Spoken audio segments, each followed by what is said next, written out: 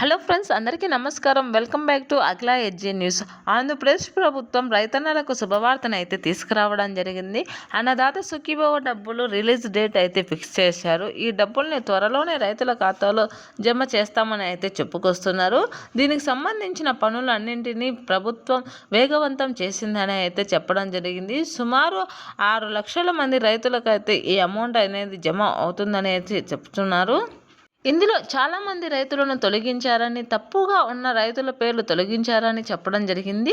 మీ పేర్లు ఉన్నాయా లేవా అనే విషయాన్ని పూర్తిగా తెలుసుకోండి. లేకపోతే ఈ విధంగా చేసుకుంటే మీ అమౌంట్ అనేది మీ పేర్లు జమ అయి మీ అమౌంట్ అనేది మీ ఖాతాలలో జమ కావడం జరుగుతుంది.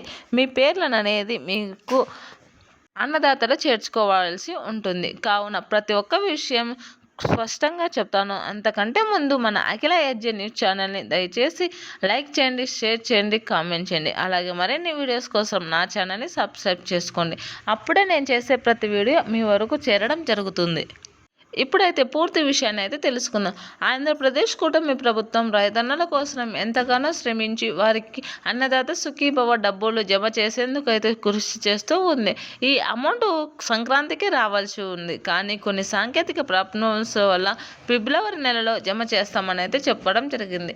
కావున దీనికి సంబంధించిన పనులను వేగవంతం చేశారు. సుమారుగా రైతులందరి ఖాతాల్లోనూ ఈ అమౌంట్ అనేది జమ చేయాలని నారా చంద్రబాబు నాయుడు గారు అయితే చెప్పడం జరుగుతుంది. అయితే రైతన్నలు వారి యొక్క వివరాలను స్పష్టంగా ఉంచుకొని ఉంటేనే వారికి అమౌంట్ అనేది జమ అవుతుందని చెప్పడం జరిగింది. కేంద్ర బడ్జెట్ సమావేశాల్లో కూడా రైతుల కోసం ప్రాథమికం ఇవ్వడం జరిగింది. రైతుకు తొలిమెట్టు వేయడం జరిగింది. కావున ఇప్పుడు ఆంధ్రప్రదేశ్ ప్రభుత్వం అయితే మన రైతన్నలకు సంబంధించి అన్నదాత సుఖీభవ డబ్బుల్ని అయితే త్వరలోనే రిలీజ్ చేస్తామని అయితే చెప్పడం జరిగింది.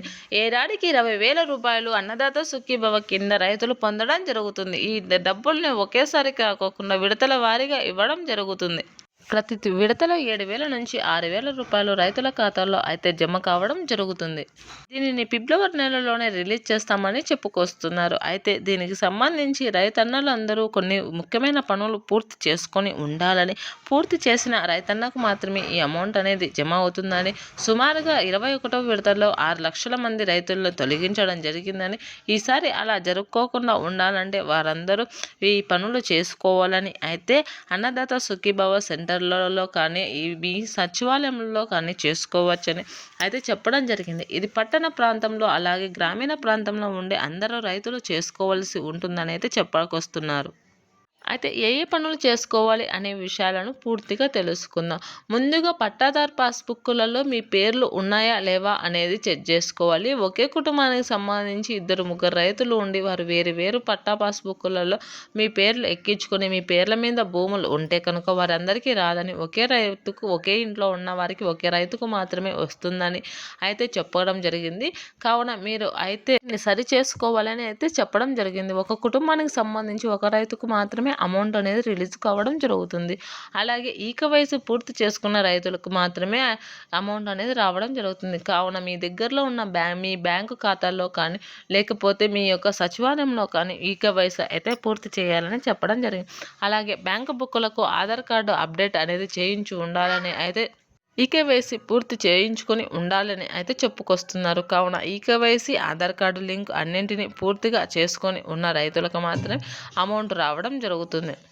అలాగే కౌలు రైతులకు కూడా అమౌంట్ అనేది వస్తుందని, కౌలు రైతులు కౌలు ధృవీకరణ పత్రాన్ని తప్పనిసరిగా ఉంచుకోవాలని అయితే చెప్తున్నారు.